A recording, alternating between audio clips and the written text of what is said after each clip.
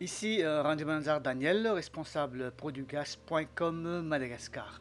Bonjour, bienvenue sur notre série de documentation en vidéo, tout sur le chocolat.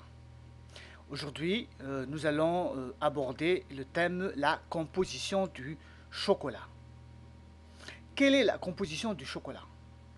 Selon la norme européenne, le terme chocolat désigne tout produit qui contient les 5 ingrédients suivants: de la masse de cacao, du sucre, du beurre de cacao, des matières grasses végétales ne dépassant pas 5% de poids de la tablette. Voici un graphe montrant la différence entre un chocolat à 60% de cacao et un chocolat à 55% de cacao et contenant des matières grasses végétales.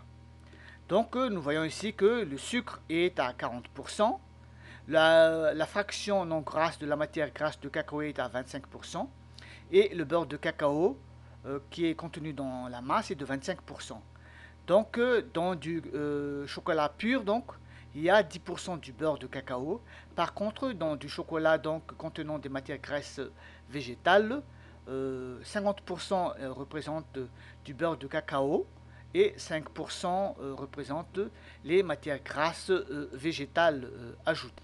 Quelles sont les matières grasses autorisées dans la composition du chocolat? Seules ces matières grasses végétales non cacao sont autorisées selon la norme européenne dans la composition du chocolat. Tout d'abord, il y a le beurre dilipé qui provient de la noix du Shorea stenoptera, une espèce de la famille des Dipterocarpacées. Une autre type de matière grasse autorisée, c'est le beurre de karité.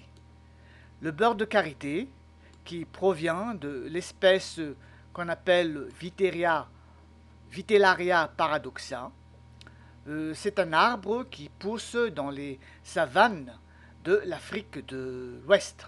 Le troisième type de matière grasse autorisée, c'est l'huile de palme. Elle provient de l'extraction des fruits du palmier à l'huile. Elle provient de l'espèce qu'on appelle Elaeis guinenis. Elaeis guinenis. Le quatrième type de matière grasse autorisée, c'est l'huile de sal, qui est un arbre de l'Asie du Sud, de l'Asie du Sud, donc il provient de l'espèce Shorea robusta. Ensuite, il y a l'huile de Cocum gorki ou la graisse du noix de Gurji.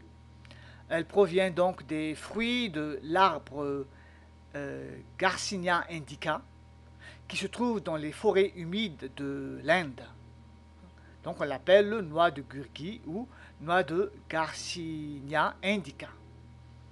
Et finalement, le sixième type de matière grasse autorisée, c'est l'huile des noyaux de mangue. Donc cette huile provient de l'extraction de l'amande des noyaux de mangue, donc provenant de l'espèce Mangifera indica.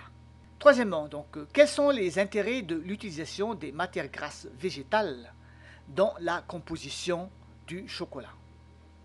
L'utilisation des matières grasses végétales trouve son intérêt dans les deux domaines suivants. Le premier domaine, c'est les domaines de la rhéologie. La rhéologie, c'est une science qui étudie l'écoulement et la déformation de la matière.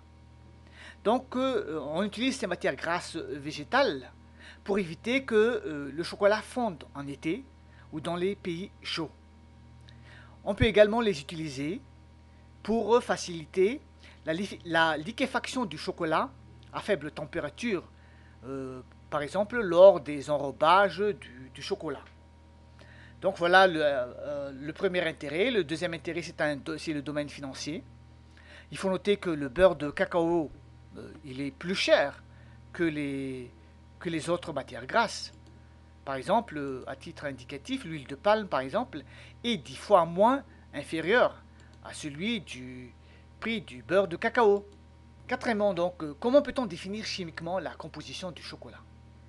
Du point de vue chimique, Le chocolat est défini comme une dispersion de particules hydrosolubles dans un film de matière grasse. Le chocolat fait cohabiter les matières non grasses avec le beurre de cacao. Dans ce schéma où on montre l'action de la lécithine, dans le métier de chocolaterie, on utilise généralement la lécithine à moins de 1% pour stabiliser le mélange. Donc la partie hydrophile de la lécithine fixe les molécules de matière hydrophile et la partie lipophile fixe les molécules de matière grasse. Pour être mis à jour et pour regarder gratuitement notre série de vidéos sur tout sur le chocolat, abonnez-vous à notre chaîne Produgas sur YouTube en cliquant sur s'abonner. Ici Daniel Randemananzar. Nous vous retrouvons donc très bientôt sur notre chaîne Produgas sur YouTube. N'oubliez surtout pas de cliquer sur s'abonner. À très bientôt sur notre chaîne Produgas. Merci.